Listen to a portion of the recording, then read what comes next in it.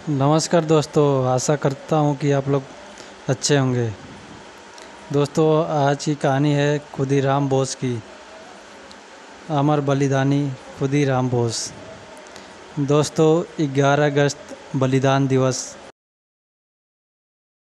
भारतीय स्वतंत्रता के इतिहास में अनेक कम आयु के वीरों ने भी अपने प्राणों की आहुति दी है।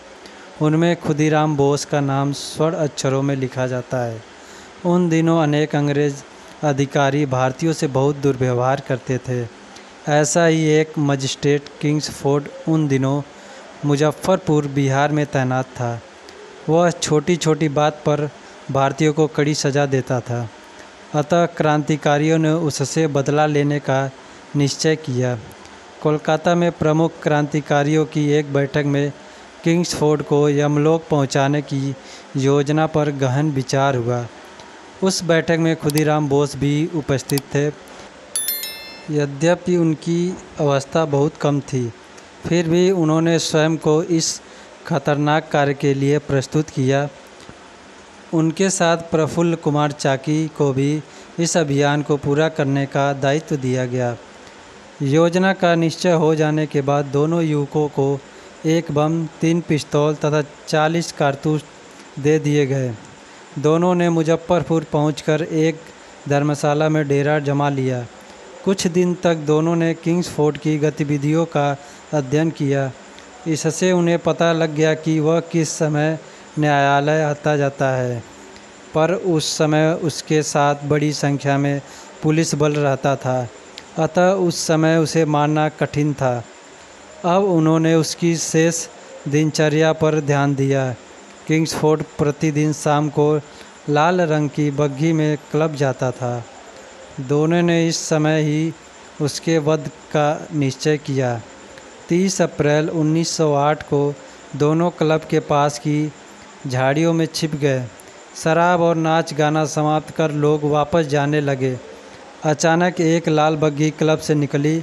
खुदीराम बोस और प्रफुल्ल की आंखें चमक उठी। वे पीछे से बग्घी पर चढ़ गए और पर्दा हटाकर बम दाग दिया। इसके बाद दोनों फरार हो गए। परंतु दुर्भाग्य की बात कि किंग्सफोर्ड उस दिन क्लब आया ही नहीं था। उसके जैसे ही लाल बग्घी में 2 अंग्रेज महिलाएं वापस घर जा रही थीं। क्रांतिकारियों के हमले से वे ही यमलोक पहुंच गई। पुलिस ने चारों ओर जाल बिछा दिया। बग्घी के चालक ने 2 युवकों की बात पुलिस को बताई। खुदीराम और प्रफुल्ल चाकी सारी रात भागते रहे। भूख प्यास के मारे दोनों का बुरा हाल था। वे किसी भी तरह सुरक्षित कोलकाता पहुंचना चाहते थे। प्रफुल्ल लगातार 24 घंटे भागकर समस्तीपुर पहुंचे और कोलकाता की रेल में बैठ गए। उस डिब्बे में एक पुलिस अधिकारी भी था। प्रफुल्ल की अस्त व्यस्त स्थिति देखकर उसे संदेह हो गया। मोकामा पुलिस स्टेशन पर उसने प्रफुल्ल को पकड़ना चाहा, पर उसके हाथ आने से पहले ही प्रफुल्ल ने पिस्तौल से स्वयं पर ही गोली चला दी और बलि पथ पर चढ़ गए। इधर खुदीराम थक कर एक दुकान पर कुछ खाने के लिए बैठ गए। वहाँ लोग रात वाली घटना की चर्चा कर रहे थे कि वहाँ 2 महिलाएं मारी गई। यह सुनकर खुदीराम के मुंह से निकला, तो क्या किंग्सफोर्ड बच गया? यह सुनकर लोगों को संदेह हो गया और उन्होंने उसे पकड़कर पुलिस को सौंप दिया। मुकदमे में खुदीराम को फांसी की सज़ा घोषित की गई।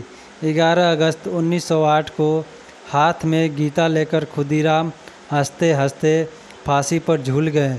तब उनकी आयु 18 साल 8 महीने।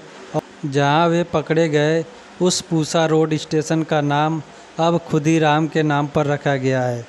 दोस्तों, अगर कहानी पसंद आया है तो लाइक सब्सक्राइब ज़रूर करें। वीडियो को लास्ट तक देखने के लिए आप लोग का बहुत बहुत धन्यवाद।